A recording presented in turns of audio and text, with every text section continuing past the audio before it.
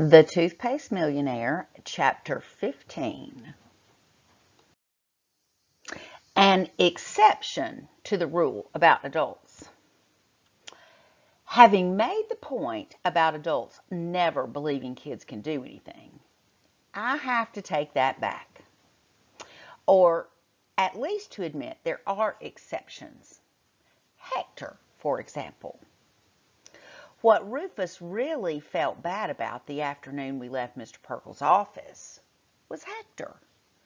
We'd have to tell him that we couldn't get the money. Doesn't matter about us, Rufus said. We can still make toothpaste in the laundry room, enough for our friends and families. But Hector really needs a job. And Hector was mad when we told him. Furious. Stupid, stupid, stupid, Hector said, stomping around the lot outside the factory. He was so mad, he picked up a rock and heaved it against the wall of the factory.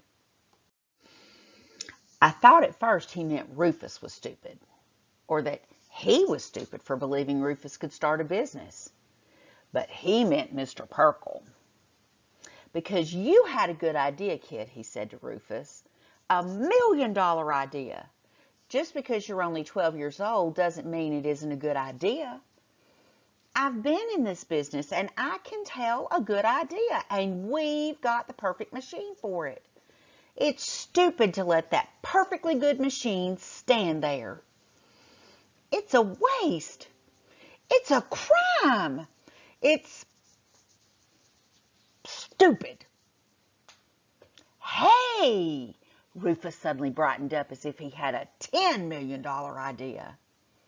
Hector, he said, I believe you. I believe you would lend me the money if you had the money, that is.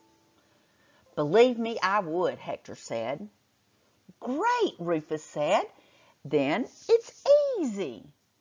All we've got to do, Hector, is for you to go to Mr. Perkle and ask him to lend you $15,000 to invest in a business. Me, Hector said. You, Rufus said. Rufus turned to me. Didn't Mr. Perkle say that if I were a responsible adult with a regular job and no debts, he would lend me the money? That's what he said, I said. And you're a responsible adult, Hector, Rufus said. Yeah, Hector said, except I don't have a regular job, so how could I pay the money back? Simple, Rufus said. I'm going to hire you as a manager of the toothpaste factory. The money you borrow to invest in the business, I can use to pay your first year's salary and to pay the rent and to buy some more toothpaste tubes, which we will probably need. Hector scratched his head. You mean I'm going to borrow the money? And I'm going to invest it in your business so you can use it to pay me? Right, Rufus said.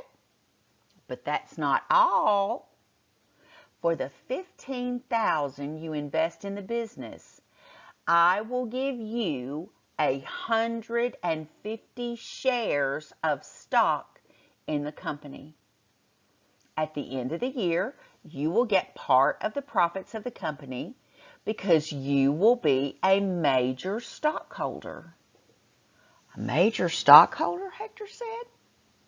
Rufus explained to Hector about the stock. That if Hector owned 150 shares of the stock, he would own 15% of the business. And that if the company did make $2.5 million profit, he'd get 15% of that, which would come to $375,000, Rufus said. That's more than enough to pay back the $15,000 to the Everybody's Friendly Savings and Loan. You sure you got that figure right, Rufus? Hector said. I told Hector we had checked out stockholders' profits in our math class. The whole class worked on it, and Mr. Conti checked the answers. Do it, Hector, I said. Go ask Mr. Perkle for the money. You mean I'd own part of the business, Hector said. Yep, Rufus said, and get paid every week too. Oh, that would be beautiful, Hector said. Beautiful. There's just one question. Does this Mr. Perkle discriminate? I knew what Hector meant. As far as I know, just against kids, Rufus said.